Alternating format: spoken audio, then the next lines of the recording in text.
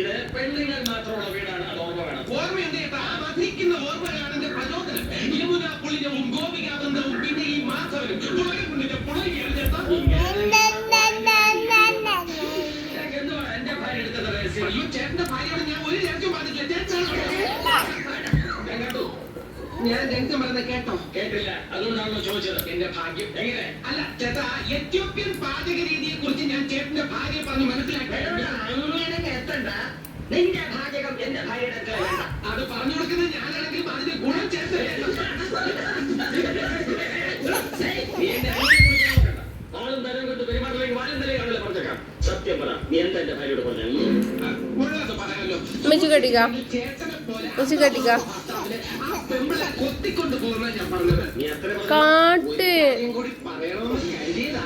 ഏത് കാര്യം? ചേട്ടൻ അമേരിക്കയിലെ രശ്മി മറ്റുള്ളവരുടെ കാര്യം ഒളിഞ്ഞു എന്ന് കാണുന്ന എന്റെ ഹോബി. അതുകൊണ്ട് സഹകരണ അടിസ്ഥാനത്തിൽ മുന്നോട്ട് പോകുന്നതാണ് ബുദ്ധി.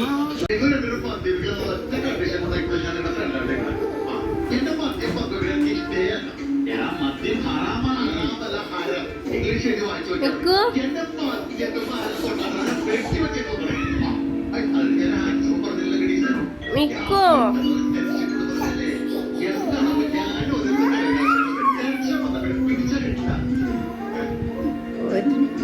ഒന്ന്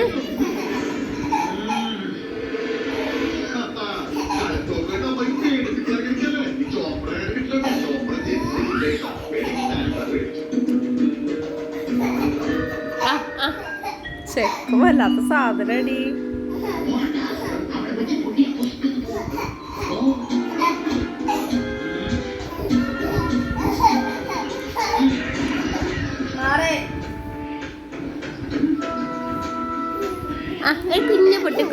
കുഞ്ഞു പൊട്ട് ചെക്ക തരൂല മോളെ. നല്ല സാധനാണ്.